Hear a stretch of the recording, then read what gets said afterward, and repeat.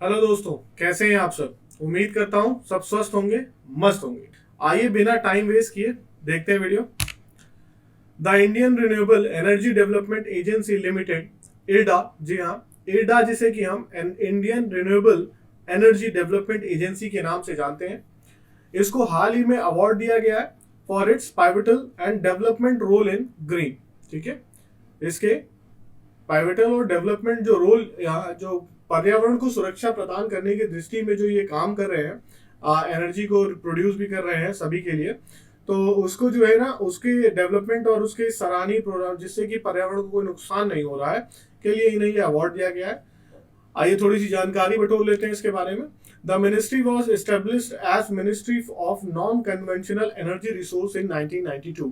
ठीक है, ministry of non conventional energy resource in 1992 के रूप में इसे स्थापित किया गया था, किंतु 2006 अक्टूबर 2006 में इसने अपना नाम बदलकर इरडा रखा, Indian renewable energy development agency limited.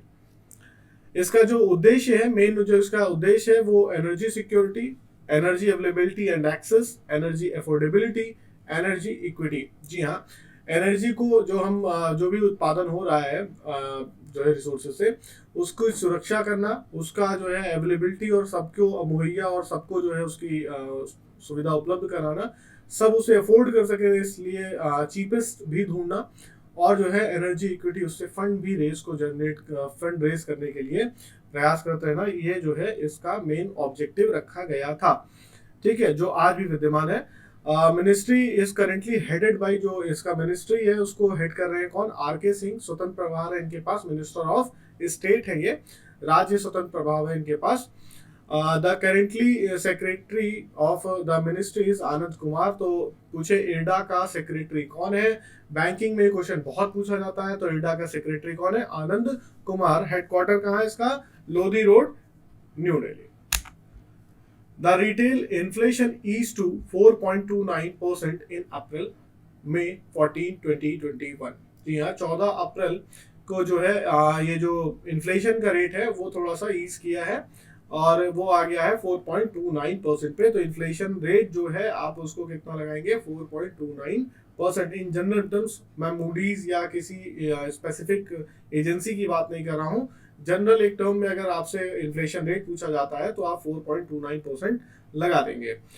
Andhra Pradesh to survey door to door from fever for fever from today. तो इन्होंने क्या किया है, आंध्र प्रदेश गवर्नमेंट ने डोर टू डोर फीवर को स्टार्ट किया है। The first private astronaut mission known as AX1 mission. ठीक है, जो पहला जो एस्ट्रोनॉट के लिए प्राइवेट, जो मतलब एक प्राइवेट कंपनी जिसे शुरू करेगी, ये गवर्नमेंट के कंट्रोल से नहीं है, प्राइवेट कंट्रोल के वे चलेगा, तो उसको उसका नाम जो दिया गया है वो है AX1 मिशन। और ये जो लॉन्च होगा वो नासा के Kennedy space centre in Florida से इसको लॉन्च किया जाएगा। ठीक है, आगे बढ़ते हैं। तो WHO ने चाइना की सिनोफार्म कोविड-19 वैक्सीन को जो है, जो सिनोफार्म, चाइना की सिनोफार्म वैक्सीन है कोविड-19 के लिए, उसको इमरजेंसी यूज के लिए क्या किया है, अप्रूव कर दिया है। ठीक है, तो चाइना, रिमेंबर कोविड-19 रिलेशन पिछले साल से चल रहा है, वुहान। ठीक है, बोलिएगा मत। चलिए आगे बढ़ते हैं। RBI grants PPI authorization to Inroot Technologies 14th May 2021। ठीक है, आरबीआई ने ये अथॉरिटी जो पहले से ये घोषणा की थी वो 10 मई को कर दी थी। आज उसके लिए ग्रांट्स भी इन्होंने क्या किया है, उपलब्ध करा दिया है। और ये क्या है, PPI. PPI is a prepaid payment instruments है, जिनको जो है अब आरबीआई ने उसके लिए पहल शुरू कर दी है। ये आरबीआई के बारे में थोड़ी सी और जानकारी देख लेते हैं। आरबीआई को इंडिया का सेंट्रल बैंक कहा जाता है। तो यहाँ हर देश में मॉनिटरी को कंट्रोल करने के लिए एक बैंक बनाया जाता है, जैसे अमेरिका का फेडरल बैंक, तो इंडिया का क्या है, सेंट्रल बैंक। ठीक है, is known as the bankers bank. इसे बैंकर्स बैंक के नाम से भी जाना जाता है। बैंकों का बैंक है, क्योंकि यहाँ पे आम पब्लिक जो है ट्रांजेक्शन नहीं करती, डिपॉजिट नहीं करती। यहाँ पे क्या होता है, बैंक्स जो होते हैं वो अपना डिपॉजिट करते हैं और पैसा कमाते हैं। भाई, पैसा सेव करना और उससे फायदा कमाना, यही तो हमारा बैंक में पैसा जमा करने का मोटो होता है। RBI controls the monetary and other banking policies of Indian government. Indian government जो भी पॉलिसी या बैंकिंग उसको लाना चाहती है वो लाती किसके थ्रू है? आरबीआई। देखिए आरबीआई एक इंडिपेंडेंट बॉडी है, आरबीआई एक गवर्नमेंट कंट्रोल बॉडी नहीं है।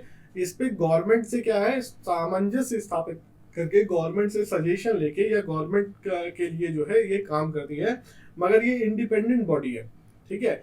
इसका जो गवर्नर होता है आरबीआई का, वो इसकी हेड जो होता है वो सबसे हेड पर्सनालिटी होता है और वही सारे फैसले अंत में मुहर लगाता है। तो reserve bank of India was established in 1 April 1935। Banking sector के स्टूडेंट्स इस पे बात पे ध्यान दें, बहुत बार पूछा गया है, ठीक है। तो ये ध्यान दें, पहले जो इसके गवर्नर हुए थे वो सर ऑसबॉर्न स्मिथ थे, first governor of reserve bank. और वर्तमान में कौन है? शक्तिकांत दास हैं, शक्तिकांत दास जिन्होंने उर्जित पटेल का स्थान लिया है, ठीक है। आगे बढ़ते हैं। तो KP Sharma Oli reappointed as prime minister of Nepal. जी हाँ, क्या हुआ था कि इनका बहुमत जो था वो समर्थन जो था वो खत्म हो गया था, और फिर क्या है, इन्होंने वापस जो है जो वोट होता है उसको वापस से समर्थन को हासिल किया है और वापस प्राइम मिनिस्टर के पद पर आके बैठ गए हैं, ठीक है। फॉर्मर सेनेटर बिल नेल्सन, ठीक है, bill Nelson sworn in as a 14th NASA administrator. अब नासा के एडमिनिस्ट्रेटर कौन है? बिल नेल्सन है। ये पहले सेनेटर रहे हैं थे अमेरिका में, जाहिर सी बात है। तो bill Nelson sworn in as the 14th NASA administrator, ठीक है, 14वें, याद रखिएगा। क्वेश्चन कुछ इस तरह से आता है कि who is the 14th NASA administrator. तो 4 ऑप्शन दिए होंगे, आपको बिल नेल्सन को ढूंढना है और लगा देना है। तो याद करने के लिए शॉर्टकट लगा सकते हैं नासा का बिल, ठीक है, नासा का बिल नेल्सन, ठीक, याद रहेगा, आसान हो जाएगा। साइना और श्रीकांत, ये कौन है? ये हमारे बैडमिंटन खिलाड़ी हैं, साइना नेहवाल और एस श्रीकांत। इनका जो है क्या नाम है, ओलंपिक्स में जाने का थोड़ा सा सपना वो टूट गया है। क्यों टूट गया भाई? उनके साथ साथ पूरे देश का भी टूटेगा। क्यों? क्योंकि इंडिया को रिप्रेजेंट करते हैं, पहली चीज बैडमिंटन में। ओलंपिक्स में इसलिए नहीं जा पाएंगे क्योंकि सिंगापुर जो ओपन होना था, जिसको क्वालिफाई करके ये उतरे पॉइंट्स बनाते हैं, और उसके बाद क्या होता है कि हर बार ओलंपिक्स में जाने के लिए खिलाड़ियों को कुछ क्वालिफाइंग मैचेस खेलने पड़ते हैं। अगर वो उसको क्वालिफाई करते हैं तो उनका ओलंपिक का टिकट मिलता है, उनका पॉइंट्स बनते हैं, उनकी जो है रैंकिंग होती है, उसके हिसाब से उनको पोजीशन मिलती है ओलंपिक में खेलने के है कि नहीं खेलना है। तो सिंगापुर ओपन जो कि कैंसिल हो गया, रीजंस ऑल नोन, कोविड, ठीक है, तो उसकी वजह से कैंसिल किया गया है as per safety. But Olympics में जाने की जो है चांसेस खत्म हो गए हैं साइना और श्रीकांत के। टोक्यो बॉन्ड मैरी कॉम और Lovlina Borgohain receives first dose of Covid vaccine. जी हाँ, टोक्यो बॉन्ड जो बॉक्सिंग का टूर्नामेंट है उसमें मैरी कॉम और जो लोवलीना है, इनको जो है क्या है, पहली वैक्सीन की डोज लगा दी गई है। ओके, तो आज के लिए इतना ही है, मिलते हैं अगले वीडियो में। वीडियो पसंद आई हो तो प्लीज लाइक कर दीजिएगा, चैनल सब्सक्राइब नहीं किया है तो सब्सक्राइब कर लीजिए, और सब्सक्राइब करने के साथ बगल में एक छोटी सी घंटी लगी हुई है उसको बजा दीजिएगा। क्यों?